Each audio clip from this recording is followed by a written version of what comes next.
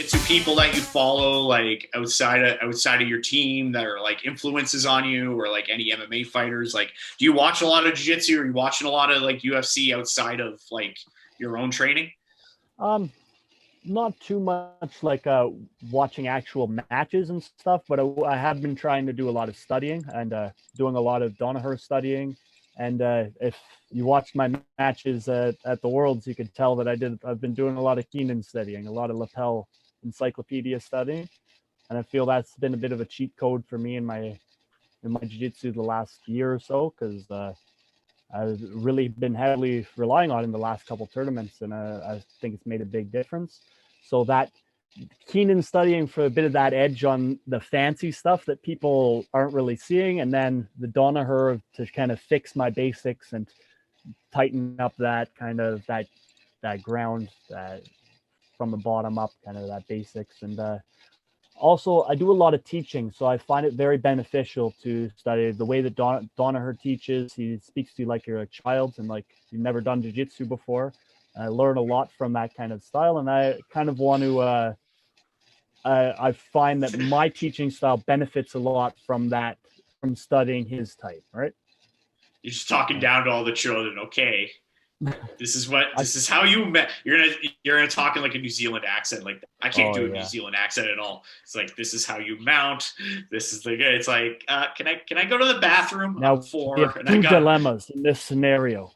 Two dilemmas in this scenario. Dilemma is dilemma number one: you listen to the technique. Is in a supine position. And you pee your pants because you can't hold it in.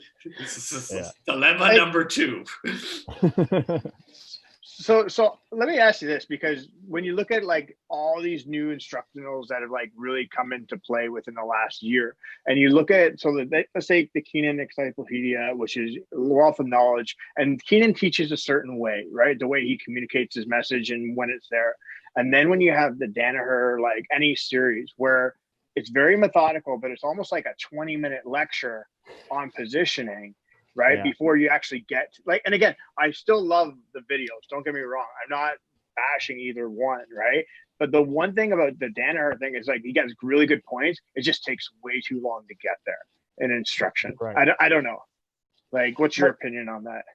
I do think that too, and it can be very easily fall asleep on it to that stuff. I've definitely had a few naps watching my Danaher videos, but like, I do find he really drives points home, right? He says them so many times that like, I didn't need to watch that DVD 4 times. You know, he just drilled this concept into me. He forced me to watch it 4 times, right?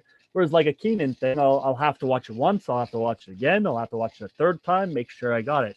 And I guess I do still do that with the Danaher videos, but like, you know, I feel like he forces the most important points. He reiterates them so much that you're never going to lose them, or that they're going to be drilled so much into your mind.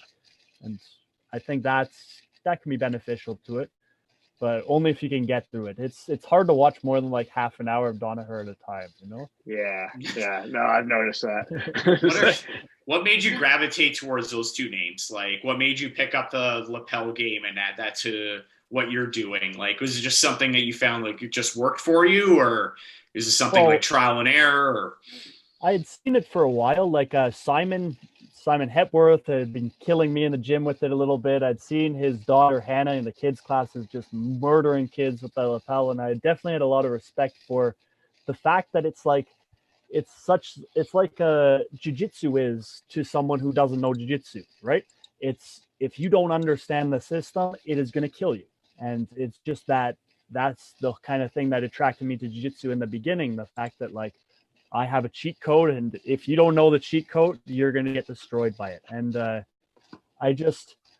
it was actually a lapel seminar. We had some Brazilian guys here training and beating us up for a lot of the past couple of years. And 2 of them, Fosta's not Brazilian, but Lisboa and Fosta put on a seminar for us in Pickering, a lapel seminar. And I went to that and kind of definitely had respected the lapel, but wasn't playing it myself. And they showed me some cool concepts and some cool attacks. And I was like, wow, this is so cool. I want to learn it.